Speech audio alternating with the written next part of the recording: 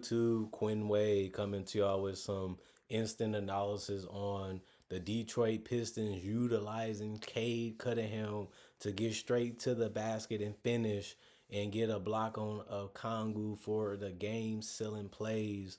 He did it on both ends of the court, which we knew that he can be a two-way player, possibly in the NBA. His defense haven't been great, but he also haven't been a terrible one, and it's just good to see him live up to that hype so far of being a number one pick with another great game. And it's just great to see Cade prospering in the game of basketball. The Pistons improved to 4-6, not the greatest record, but it's an improvement from the last 2 years that they struggled to get off to good start. They struggled to win games, and now they're able to get 4 games already. And they actually got the same record as the Atlanta Hawks after defeating them. But Detroit really was feeling themselves.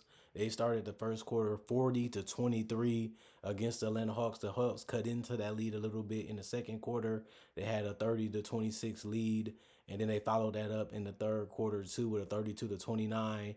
And the Hawks made their run to take the lead against the Pistons down the stretch with a 36-27 fourth quarter, but it wasn't enough as they couldn't get a quality shot off to be able to win the game. And the Pistons play defense, aka Cade Cunningham block, was enough to seal the victory for the Pistons tonight. And it was just a fun, cool game to watch.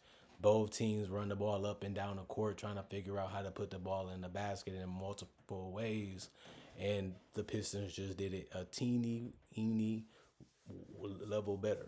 They just went to another level, and they had their confidence the whole game because they did score 40 points in the quarter, and they was able to basically withstand the Hawks coming back and come out with the win like they should have. Like, there's no way you can be winning this much and playing this well and not win the game, but they came close to actually losing it, but they ended up getting the win.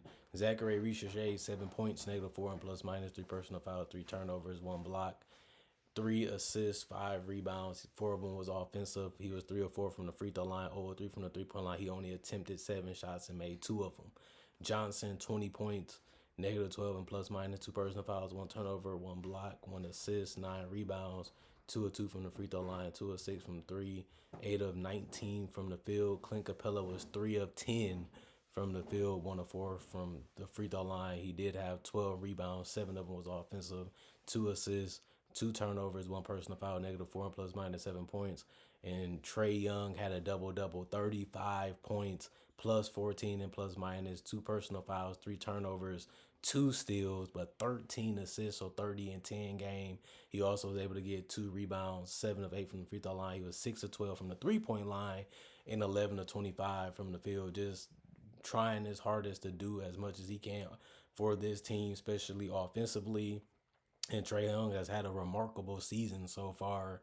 And this is the team, and this is how good is it going to get. I don't really see them making any huge acquisitions anytime soon, but at least the young pieces does fit around him, and they do play off of him, but they also can play individually a little bit. And Daniels, he's a guy that's showing improvement this year. 18 points, plus 10 and plus minus, 4 personal foul, 2 turnovers, 2 blocks, 7 steals tonight, 2 assists, 3 rebounds. 1 was offensive, 2 of 2 from the free throw line, 2 of 6 from the 3-point line, and 7 of 17 from the field.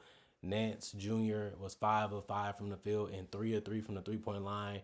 He hit him out of nowhere. You wouldn't even think he was on the court sometimes, but he was, and he did get double figures, and he was the only person on the team to get double figures off the bench. 13 points, 2 personal fouls, 1 steal, 2 assists, 1 rebound, 3 of 3 from the 3-point line, 5 of 5 from the field, like I said before. Konwu, 4 of 7 from the field, 0 of 1 from 3. He had 8 points, plus 3 and plus minus, 4 personal fouls, 1 turnover, 1 block, 3 assists, 5 rebounds, 2 was offensive. Roddy, 3 points, plus 5 and plus minus, 3 personal fouls, 3 turnovers, 1 steal, 3 assists, 5 rebounds, 1 of 1 from the 3-point line. It was his only attempts, no free throws. And Garrison Matthews was 3 of 3 from the free throw line. He was 1 of 4 from 3, 2 of 5 from the field, 2 rebounds, 1 was offensive, 1 assist, 1 steal, -2 and plus minus, 8 points. Wallace, 2 points, -15 and plus minus, 2 turnovers, 1 block, 101 from the field. Did not play the coach's decision. Either they was ruled out before the game because of injury, or they didn't play because of the coach's decision. 4 from 44 out of 97, 45% from the field. 15 to 36, 41% from three. 18 to 23, 78% from the free throw line as a team. 44 rebounds, 30 assists, 12 steals, 6 blocks, 17 turnovers, and 21 personal fouls. And then the Detroit Pistons, 22 points from Tobias Harris, +1 and plus minus one personal foul, 2 assists, 6 rebounds. He also was 3 of 4 from the free throw line, 5 of 8 from three, 7 of 13 from the field.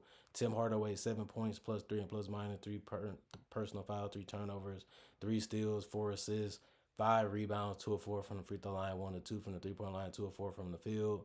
Isaiah Stewart, 10 points, -3 and plus minus two personal fouls, 1 turnover, 1 block, 3 assists, 11 rebounds, double double for him. And 4 of those was offensive, 5 of 8 from the field. And then Cade Cunningham, 22 points, +3 and plus minus two personal foul, 7 turnovers. Just had an lucky day today when it comes to turnovers, the passes, and getting stripped and being indecisive sometimes as he's still trying to figure out his teammates and when he wants to score and when he wants to pass is a growing pain that he has to deal with as being a ball handler. One steal, he had 13 assists and 11 rebounds, so another triple double for Cade Cunningham. One of them was offensive out of that. 5 of 5 from the free throw line, 1 of 4 from three. He was 8 of 17 from the field.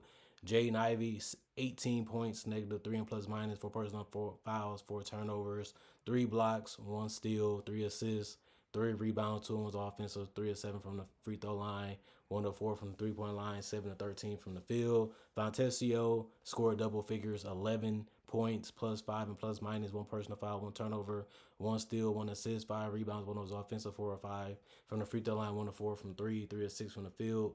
Reed, 5 points, -1 and plus minus, 2 personal fouls, 2 turnovers, 1 rebound, 1 of 1 from the 3 point line, 2 of 6 from the field. Hollins, 5 points, +3 and plus minus, 1 personal foul, 1 rebound, one was offensive, 1 of 1 from the free throw line, 1 from three, 2 of 5 from the field. And Malik Beasley, 22 points, -3 and plus minus, 2 personal fouls, 2 turnovers, 1 assist, 2 rebounds. He did have 2 offensive rebounds. That's the total, and that's all he had tonight was offensive ones. 3 of 5 from the free throw line, 3 of 9 from three, 8 of 14 from the field. The rest of the people did not play. Coach's decision: 44 of 86, 51% from the field. 13 of 33, 39% from three. There was 21 of 31, 67% from the free throw line, and that was how the Hawks was able to get back in it because they couldn't convert those.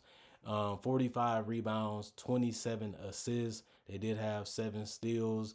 Obviously, the Hawks was able to take some balls out of the hand of Cade and turn it into offense. Um, 8 blocks and 20 turnovers and 18 personal fouls. And the Pistons get another victory that was much needed as they continue to show that they made the right decision, drafting Ivy, Duran, and Cade and putting the right pieces around them. They wanted to be more competitive this year. They wanted to be more respectable this year. And I think they're achieving that goal. And this is what we're seeing. But it's still going to be interesting to see how long can they keep it up. Is it a fluke? Is it overrated? Is they just winning meaningless games when they should be tanking? We all have our own ideas of what they should do. We all have our ideas of how they should play and what their season should be. But we also got to give credit to this team for going out there and competing and doing the best they can against anybody they play against because this team was getting blown out, the last 2 years, even with Cade and Ivy and Durant. And now they actually have a team that they seem like they're happy with. They have a lot more confidence. They have a lot more joy when they're playing. They seem like they're energized a lot more. And they've been in games where they had the leads, which was rare the last 2 years. And this year is something that's common. They're leading by 5. They're leading by 10.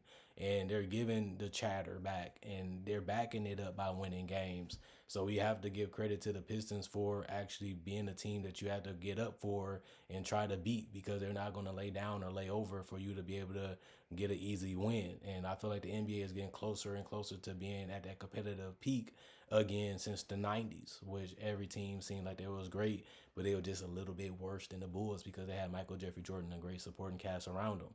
And this team and other teams look great and look like they're on the same level, and nobody's really blowing out other other teams on a daily. They either blow out one team and struggle with the other team, or they just don't have it for 2 games in a row, showing you that no games are step down games anymore in the league, and it's only going to get tougher the more we see these players be better in the draft, and then they taking these players like the Cades and the Treys and the Lucas and turning them into competitive teams like they should, because that's the purpose of the draft, is to be able to get an Ivy or a Cade or a Jalen Duran, and they can help your team get a boost offensively and defensively and make your team more better. And we will see how they end up ending this season. But I'm loving what I'm seeing so far from the Pistons, even though they're 4-6, because we see the difference compared to the other years. And then when we look at the Hawks, they're in this no man's land where I don't really want to be too good, too great, too bad, too sucky, because they have Trae Young that they have to please, because he is the best player on the team, and he really is one of the better players in the league for the last couple of years, making it to the All NBA team, making it to the All Star teams as a player, making it to the conference finals against the Bucks, and they came up short. But he showed that he can be a guy that can get you somewhere close to a championship or be a big piece of you winning. It's tough to win them because of the defensive downside that he has, and the fact that he has, a high volume mentality, not the most efficient guy with the assists and with the scoring, but he shows you that he's fearless. He shows you that he is competitive. He shows you that he can raise the ceiling of your offense, and that's what's his biggest strengths coming out of the draft, and he's lived up to that in the NBA as a starter. And all I can say is Trae Young might as well keep grinding it out, because it's gonna be tough to trade him under the contract that he's on. And is he even worth, making a move like that when you can get a point guard in the draft, like the Pistons, for example, did, instead of getting a guy that's almost 30 and still pushing, is he going to make us that much better? Is he going to make that much of a difference? Is he even trading a bunch of assets for him when we know that Atlanta been shopping him and they haven't been able to make a move that made sense? Because most moves don't really make sense when you have a player that they have. So you might as well just believe in the thing that you sold yourself 5 years ago on, and just ride out with it as long as you can, because most teams going to be locked into that once they give up the max or the supermax contract. Either you believed in the guy that another guy believed in, or you were just going along with it, and now you're stuck because you did that, and it's hard to get unstuck. That's why you do get stuck. So I don't really know where the Hawks are headed. I don't really know what they're really trying to do. I just don't see this team going anywhere significant anytime soon. And they are going to need another lottery pick, which they have a bunch of them, and they didn't really hit on those guys, unfortunately. But now they actually have to, because they're running out of the patience of Trae. He's going to get tired of having these young players that's not really ready to influence winning, and he's going to eventually ask for a move, and they want to tear it all down, because he's the only real reason why they're a team that you have to get up for, because he's a guy that can make big shots and big plays and make his teammates feed off of that energy that he provides with his playmaking ability. So it is what it is, but it's 30 teams in the league, so some teams going to have to be bad, just because they can't beat everybody, or they don't have enough talent, or they don't have enough guys that have skills and things that they can do in multiple ways on the court. The variety, and this team is just, what is the Hawks doing? Sometimes I wondered, the last 2 years. But it's obvious now they're going to go all in with Trae Young probably for another 2 more years. And even then, I'm looking at it like, what do you really get out of it, unless he just chooses to leave in free agency? But it's just so hard to turn down that guaranteed cash, especially when you know that they would do anything they can to prove that you was the right choice over Luka. And now it seems a little goofy, because Luka has been one of the top 5 players in the league, and he has gotten to the finals and the conference finals, multiple times, and he got to the finals once. And, they have an opportunity to still be a contender in the West, where we can't say the same thing about the Hawks. But that's all I got to say about that. Comment, like, subscribe, share, and hit the notification bell for more analysis. And you love videos like this, conversation videos. I make multiple videos just like this throughout the day, on a daily basis, weekly basis, monthly basis, yearly basis. And I will also say I also make breakdowns of legends, current players and current legends, aka future legends and rookies. And I also do other things on this channel. So continue to subscribe and hit the notification bell, and follow me on other platforms, and check out, other things that I do on this channel by just checking it out. And if you are a fan of this channel, just a reminder, look at the videos that I post every day. And if you get busy or you don't have really that much time throughout the day, check on it later, because it might be something you wanted me to answer, or you wanted me to tell you, or you wanted to know what I thought about it. And I already probably did it. You probably just couldn't watch it at that time. It's important to check on the channel for that reason too, because that's the purpose of being able to do it. Other than that, see you guys later, hopefully today with more analysis.